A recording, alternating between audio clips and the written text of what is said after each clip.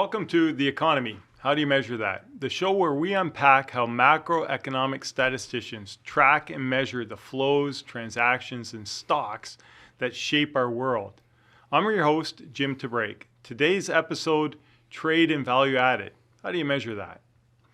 My guest is Erich Strassner, an expert in trade statistics and value-added statistics. So who better to explain than Erich about trade and value-added? So Erich, we're used to hearing the big numbers about exports and imports, but you argue that these numbers, these figures don't really tell the whole story. So explain to us, like, what's TiVA, what's the whole story? Yeah, thanks, Jim. So traditional trade statistics count total shipments, regardless of whether or not a country actually produces a lot of value of that product. And of course, if we're thinking about these gross values, that can distort the actual picture, the economic reality. And so another way to think about trade is through trade and value added, or TiVA. And TiVA looks at the value that each country creates in a given product. And this is very different than gross trade, gross values, which is what you look at when everything is all said and done. Okay, so I mean, there's a lot there. You're talking gross, net, but can you give us an example? Maybe give me a transaction and show me how all this fits together. Yeah, happy to. So we can think about trade between two countries. Let's use car manufacturing between Germany and Korea. So let's say Germany produces a car engine and sells it to Korea for the equivalent of $15,000 US. Korea installs that car engine from Germany into a new completed car and then ships that car back to Germany for the value of, let's say, $50,000 US. Now, in this example, Germany has exported $15,000 of car engines to Korea, reports that exported value in gross trade, and Korea records a value of $50,000 of that finished car, that new car that is sold back to Germany. That's recorded by Korea as exports of $50,000. When we think about the car engine in this example, it's double counted.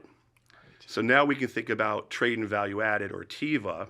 Germany produced that car engine for the value of $15,000. That's its value added in this situation. Korea, they incorporated that car engine into the total value of $50,000 in the final good, but it only contributed $35,000 of its own domestic value added in this case.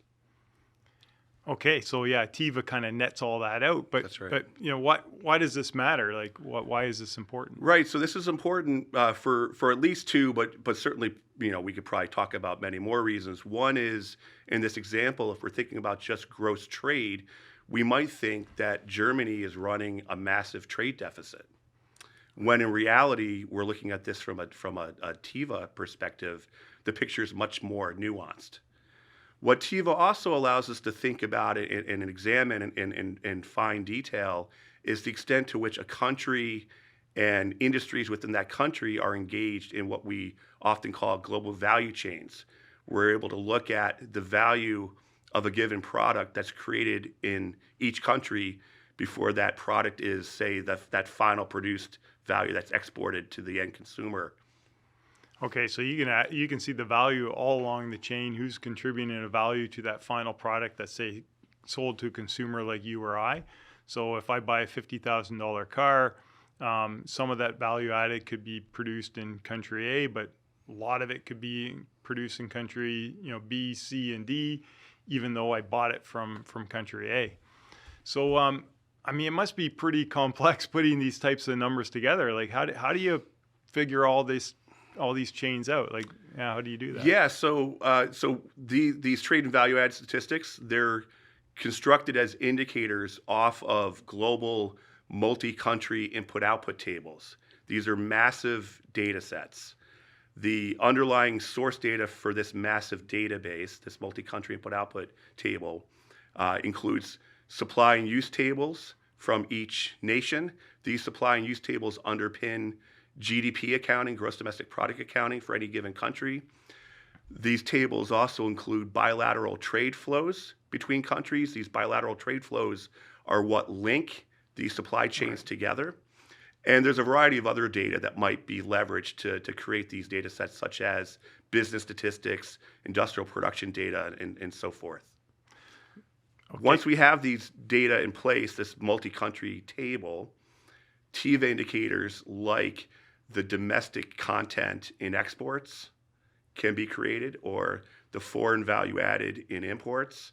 Or we can also look at, say, like services. Let's take this example that we just had for the car, that new car that Korea shipped back to Germany. Korea might have also had design services in that car. We can count the value of those design services if we take a TiVA perspective.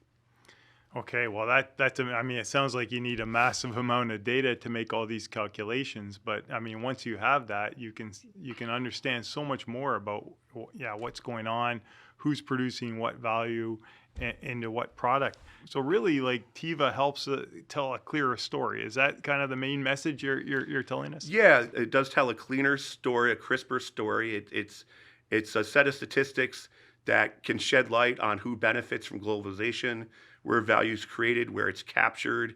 It can tell us a bit more about how well integrated countries and industries are in supply chains, or how less integrated they are.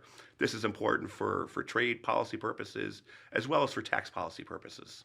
Great. Well, thanks, Erich. And that's it for this episode of The Economy. How do you measure that? If you're curious about what lies behind your phone or your car, TiVA helps us trace who really added value. Subscribe to stay curious, because next time you hear an export number, remember, value added tells the real story, and that there's statisticians like Erich telling us this story. See you next time.